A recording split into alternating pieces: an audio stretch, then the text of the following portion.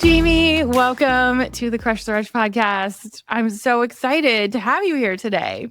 I am thrilled to be here. I love this podcast, and it's just such an honor to be on it. I know. And I mean, it's the beginning of the year when this airs, and I feel like the capacity to manifest and receive new energy and talking about how money plays into all of that and the mindset around money. I mean, this is a topic that I think could talk about for hours. Oh, yeah. But before we dive in, a really important question that we ask everyone is, what does building a life first business mean to you right now?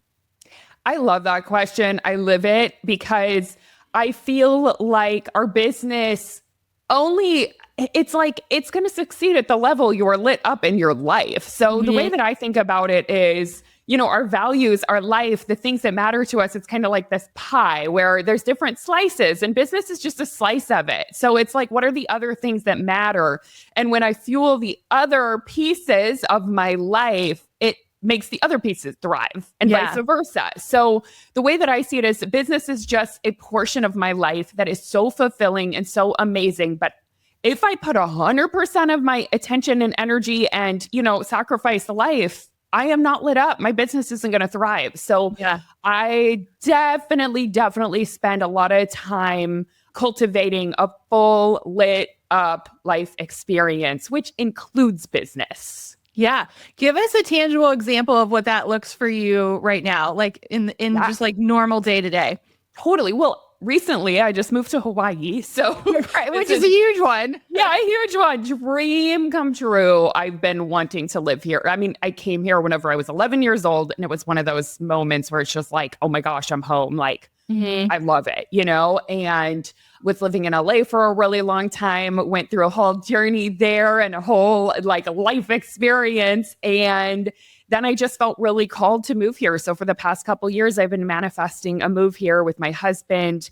So what it looks like for me is really soaking in that Hawaii experience and making sure that, I'm really living here, because I do think the energy in which you live matters, and it's different for everyone. But I know for me, it's going to the beach every weekend. It's getting in the water and making sure. I'm someone who's I can be very ambitious. So it's easy to get sucked into, I've got so much to do, or I want to do work, and to forget about the other things that matter. So it takes a conscious effort of making sure that, did I go get out of the house today? Did I go to the beach? Right? Actually just prioritizing other things in life that light me up. And I definitely make a huge effort. I want to dig into money mindset work because I feel like you can never do enough of it. Yep. And a lot of times when you hear people talk about that, they talk about affirmations and just, dream about it and think about it and write it down. And for me personally, affirmations don't do a ton for me. I feel like there's other ways that I've sort of worked through it.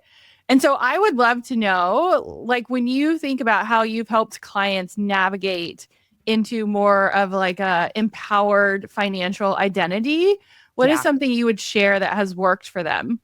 Absolutely. I think the first thing in terms of identity, so identity is our self-concept. It's what we think about ourselves, what we think is possible for us. It's how we hold who we are internally in our mind, right? And I think the first step of shifting your identity or up-leveling or expanding your identity around money is noticing that the identity that you hold right now isn't true. It's not factual. Who you think you are, what you think is possible for you around money or in your business or around success is literally something that is made up, which is really helpful to know because that means we can change it. And recognizing that so much of our identity of who we think we are and what we think we're capable of and what we think about money was actually formed before our conscious mind was even formed. So a lot of those core beliefs came on before we were even 8 years old. We were just a sponge. And then we carry them through life as it's fact, it's who I am. But in fact, it's not. So recognizing that first, I think is really helpful. And then recognizing that you can change it and you can shift it and you can decide how you want to think about yourself.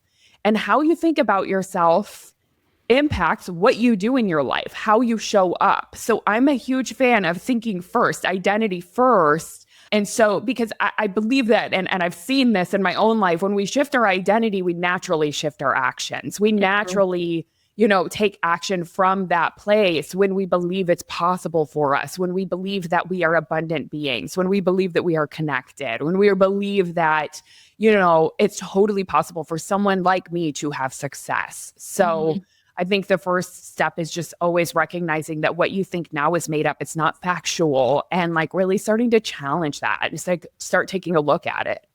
Yeah, I love that. If you're listening and you're like, okay, that sounds great, but that could never happen to me, or I have been stuck for so long. Like, is this like new stepping into this new identity or this mindset work really going to change things for me? Like, how do you get people to look a little bit deeper than maybe what they're thinking? Absolutely. I mean, and our brains will always do that. I know it's always like, yeah, that's nice for you, but not for me type of thing, which my brain does the same thing. So I'll tell you what I did, because I felt like, this stuff, it's a little woo-woo, it's a little out there. So what I did, I remember, because I used to think I manifest all these things in my life, but the one thing that I can't manifest is money and business success. So that was a belief that I held for a long time. And what I decided to do was say, wait, what if I'm wrong about that? What if I just believe that I can't? So what I did instead was I said, let's just hold a 1-year experiment. Right? Like I love 1-year experiment. I've done that. Of like, wait, what if this stuff doesn't really work? Like, what if I started to believe that mantras could work? What if I started to believe that manifestation could work? What if I started to believe that it could be easier to call in money? It could be easier to create success in my business. And I went on a 1-year journey of just experimenting. And I told myself, if it doesn't work, I'll just go back to what I was doing, which wasn't working anyways. So what do I have to lose by testing it out and playing with it? And I just held it as like a playful game. And I think that can be really helpful when you just play with it, because it doesn't harm anything.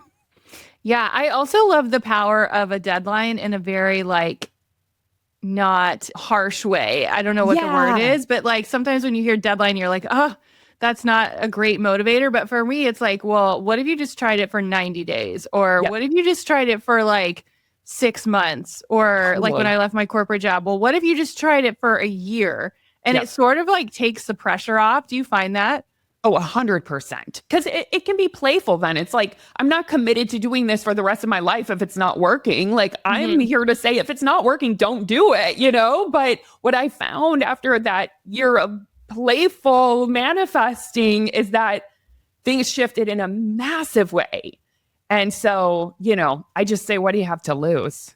Right. Okay. So you have a background in spiritual psychology. Yeah. What does your manifestation practice look like? Like, what's something that we can do like right now and say like, okay, like they're telling us we should try it. We're going to do things a little bit differently this year. What does that look like? Yeah. Well, I'll tell you one of my favorite I have many, but one of my favorite practices is the it is done practice. And what that is especially for entrepreneurs, this is really fun because you can think about it in terms of your business or something you're calling in or creating. And instead of staying in wanting energy, because that I think is one of the problems a lot of people have, is they're always wanting, they're always longing, wanting, like striving for it. Instead, go to the place in your mind where it is done. And go visualize, what does it look like once it's done? Let's say you fill a mastermind, for example. This is what I've been practicing because I've been enrolling a mastermind, is I go and I see everyone on the Zoom screen lit up. I'm so excited. I see everyone there. We're all at the retreat in Hawaii together. Like I go to that place and start getting my nervous system regulated and used to the feeling of having it. And I just say, it is done, it is done, it is done. And I see it. And what I like about that is it gets me out of longing energy and into knowing energy, into confidence. So that practice has been incredibly helpful. A lot of my clients love that practice of it is done. And I think it's super fun to just keep reminding yourself, like, What if it's already done? What if it's done in some timeline and my job is just to follow the steps to get there? I don't have to strive for it anymore. Yeah, I love that. How does that play into sort of like everyday activities? Like, are you journaling about it? Are you visualizing it? Like, how I'm such like a list person. Yeah, Like, how are you holding yourself accountable to be like, it is done and I see it every day? Well, I would say it's a practice, right? Manifesting is a practice because our brain gets out of it so fast. It's kind of like if you want to build strength in your muscles, you just got to keep practicing going back to the gym and building strength. You can't do it one time and expect to be strong.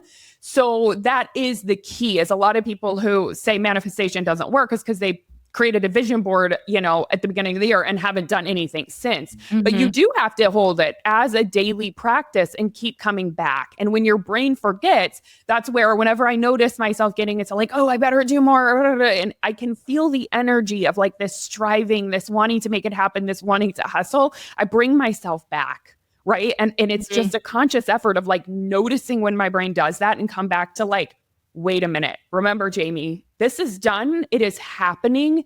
From there, whenever I calm down, I get more creative. I get more intuitive steps. So I think it's just a conscious effort in terms of that. But I'm 100% a journaler every day. I journal every single day.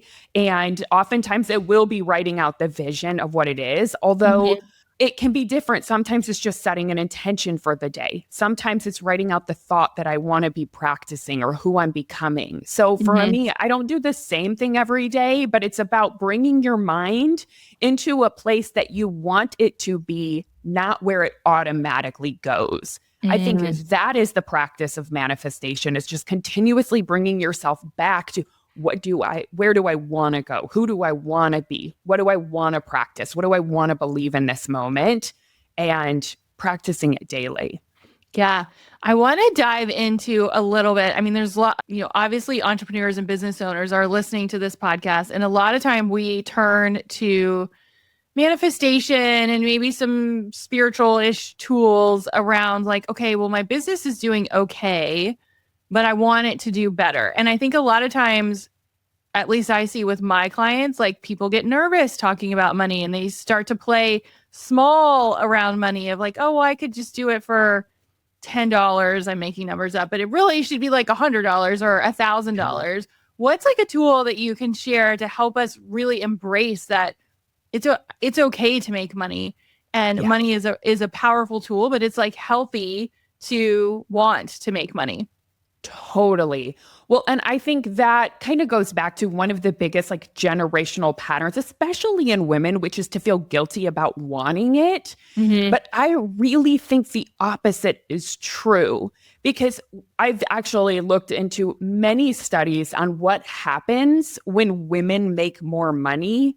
And it is incredible what happens, because women tend to recirculate money. And it's like what goes around comes around. Like we recirculate it really well. So we put money back into our communities, back into our families. We invest in things that we value, and we circulate money really, really well and recycle, right? And it comes back to us too. So there's a lot of studies of the positive impacts, not only personally, but globally and in your community when a woman decides to make more money. So I think the first thing is recognizing, like, don't feel guilty about wanting to make more money. It is truly going to make the world a better place. And the other thing is that it is magnetic. So when you make more money and you allow yourself to rise, let's say you're an entrepreneur, it's going to do the same. It's going to elevate everyone around you. So you playing small, it's literally doing nothing. Like, you should feel guilty about wanting to play small, because it is not doing anything for you. It's not doing anything for your community, for your loved ones, for those around you, for those that you're employing. So I think we have to start seeing it as, I want to make more money, and that's a positive thing. Reprogramming the brain that says, oh God, that's wrong of me. That's going to take it away from others. It's like, no, actually, it's going to allow others to have more abundance. It actually gives more to others. And for me, the practice was writing out how that's true. What happens when I make more money? oh my gosh, I can be more generous. Oh my gosh, I can employ more people. Like I can have a cleaning person who gets a job and like I can give them great bonuses. I can have them in my life, right? Like it circulated in such a beautiful, beautiful way. So the more money I make, the more everyone makes, you know? So it's like, it's magnetic to be abundant. And those around you will also most likely rise to the same standard if they see it. Yeah, that's so good. I know one of the things that you talk about is going from like forced to trusting. And we sort of touched on it a little bit, but I feel like I want to come back to it because I think so often we hear, or I hear, and I think a lot of us can experience like, I have to sell this, or I have to do this, or, you know, I feel like I have to do these things instead of like, this excites me, or this is what I'm excited to do. Yeah. And so you talk a lot about leading to or getting to a place of like trusting and sort of like taking the next step that feels good. Talk to me about what that looks like. Yeah, totally. And this is something I've had to redo in my own brain so many times because I used to think like in order to be successful, it had to be hard. Like I had to really work for it. And so with that thinking of in order to be successful, you have to work really hard, I would make everything really hard. Meaning I would do the things that are not in alignment with me. Like they are not the things that are my zone of genius. They are not what I'm best at. And so I really decided to take a good hard look at that thought because it really was limiting me that it had to be hard. And I shifted it into what if the more fun I have, the more money I make? Like what if, again, it was just a playful experiment. What if the more fun I have, the more money I make? What if the things that I am naturally best at, that light me up, that are the things I would literally do for free because I love it so much, are actually the things that make me the most valuable, that I should be charging the most for? Right? So I think it's just shifting out of it has to be hard. And honestly, just from experience, anything I've ever tried to force flops. Yes. I mean, I've just learned from experience and burnout and like being in a place of thinking I had to control things and control the universe and force it. And it flopped. I was always burnt out, depressed, just wanted to give up on the whole thing eventually. So I really kind of got to a place where my system just won't even let me force it anymore because it's so draining and it doesn't work. But I do have to consistently remind myself like, oh, just because it's easy, just because I'm relaxed, it doesn't mean I can't make a lot of money and have a ton of success. So I think it's just remembering and coming back to that place of like, the more relaxed I am, the more money I can make. The more calm I am, the more money I can make. The more fun I'm having, the more lit up, the more that I'm loving it. Like, what if I just lean into the things that I'm best at and that light me up? And what if that's the key to the most abundance? Yeah. Oh my gosh. I love that. I always equate fun. Like I feel like every time we travel or every time like something really fun happens, like something good happens from a business perspective on the other side. So I love that you said that. We talk about that a lot. Anything else that you would want to share that's really helping you and your clients in this season around money patterns or manifesting sort of what's next for this year? Totally. Well, I want to share one thing about mantras because you had mentioned mantras and it felt like mantras weren't working, which I hear a lot and I get because I was in a similar place. I used to like back in the day when I was like doing makeup and like going all around LA, I would literally listen to Louise Hay's mantras around abundance and say them over and over. But I had like an app that just played them over and over again. And I was like, oh, I just listen to them. Then magic will happen. I was like, okay, I'm listening to these things and I'm saying I'm so abundant, I'm so wealthy, and like nothing is happening. So here's what I learned about mantras that I would love to just share as a final tip. Is that what I learned is if you don't believe it in any part of your body, it's not going to land. So I think what happens is we try to go from one extreme to the next too quickly, too soon. So we go from I'm not enough, I'm not good at this, I'm not successful into I am so abundant and life is bringing me all the money. And like we go from one extreme to the next. What works when it comes to mantras that I would love to invite all of your listeners to try out is to do it in baby steps. So if they're in a place of scarcity right now and they want to get to abundance, absolutely you can do that. But what I would start with is going from a thought that makes you feel scarce, which you're currently telling yourself, into just a thought that makes you feel sufficient, that makes you feel safe, that just makes you feel present instead of abundant. So don't reach too far too soon. If you take baby steps in your mantras, it's going to get you to where you ultimately want to go so much faster. So just play with mantras and find the ones that you actually believe, even if it's like, oh, that's 1 inch better than like what I was believing, it's going to take you somewhere. So that's my little advice on mantras. I love that so much. Okay, so before I wrap up, I want to do a couple rapid fire questions. What does ease look like for you in this season of business? Yeah, ease is really leaning into my zone of genius. And when I say that, I just mean, what are the things that I'm naturally good at, and really like making an effort that is what I spend 80% of my time on. I love that. What are you reading or listening to right now? Oh my gosh, great question. I've been loving, well, first of all, your podcast is amazing. I love it so much because I tend to be very inner work. So the strategies and the structures are really fantastic for me to learn about, especially from someone else whose brain goes there. I love it. I'm soaking it in. Love your podcast. Also, I love Jamie Berman. And my favorite teacher of all time is Oprah. So I'm always listening to their podcasts. And just every time I get so lit up. The current book that I'm not like reading it, but I read it twice in a row in the past month, is called The Having. And it is, if you want to lean into abundance, if you want to work on your money stuff, read The Having. It is by, I'm looking it up. It's by Sue Yun Lee and Jiyoon Hung, if I said that correctly. Wow. But just type in The Having, and great book. I told all my clients to read it, and they're loving it too. Awesome. Okay. And then just for fun, tell us your favorite thing about living in Hawaii. Oh my God, just everything. It's a dream come true. I don't know. I'm literally like every day I'm like, I'm living my dream. Is this real? Like, this is heaven on earth. I love the weather. I love the people, the community. And I'm coming from LA. So it's, I'm coming from like a very busy town. And so just being here in this small town is beyond grounding. And I'm like soaking in the beauty and everything.